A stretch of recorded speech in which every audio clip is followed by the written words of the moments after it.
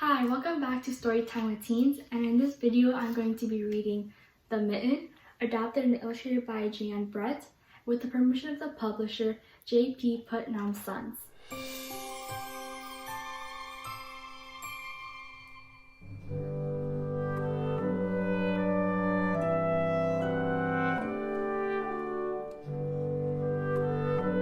Once there was a boy named Nicky who wanted his new mittens made from wool as white as snow.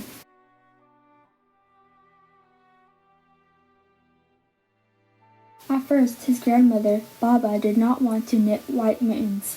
"If you drop one in the snow," she warned, "you'll never find it." But Nicky wanted snow white mittens, and finally, Baba made them.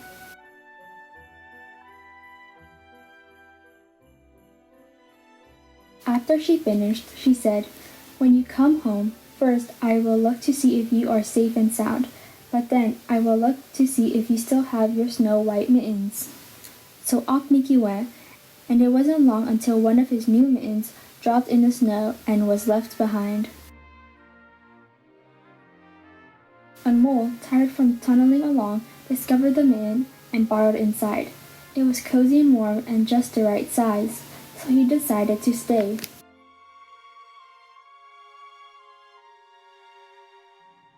A snowshoe rabbit came hopping by. He stopped for a moment to admire his winter coat. It was then that he saw the mitten, and he wiggled in, feet first. The mole didn't think there was room for both of them, but when he saw the rabbit's big kickers, he moved over. Next, a hedgehog came snuffling along. Having spent the day looking under wet leaves for things to eat, he decided to move into the mitten and warm himself. The mole and the rabbit were bumped and jostled, but not being ones to argue with someone covered with Pringles, they made room. As soon as the hedgehog disappeared into the mitten, a big owl, attracted by the commotion, swooped down. When he decided to move in also, the mole, the rabbit, and the hedgehog grumbled.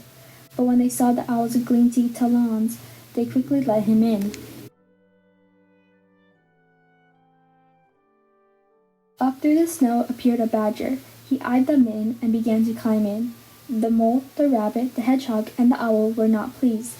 There was no room left, but when they saw his diggers, they gave him the thumb.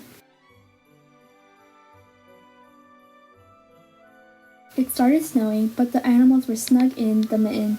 A waft of warm steam rose in the air, and a fox trotting by stopped to investigate. Just the sight of the cozy mitten made him feel drowsy. The fox poked his muzzle in. When the mole, the rabbit, the hedgehog, the owl, and the badger saw his shiny teeth, they gave the fox lots of room. A great bear lumbered by. He spied the mitten all plumbed up. Not being one to be left out in the cold, he began to nose his way in. The animals were packed in as tightly as could be. But what animal would argue with a bear? The mitten swelled and stretched. It was pulled and bludged too many times its size, but Baba's good knitting held fast. Along came a meadow mouse, no bigger than an acorn. She wiggled into the one space left and made herself comfortable on top of the great bear's nose.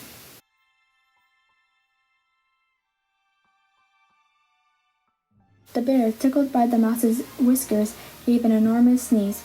Achoo! The force of the sneeze shot the mitten up into the sky and scattered the animals in all directions.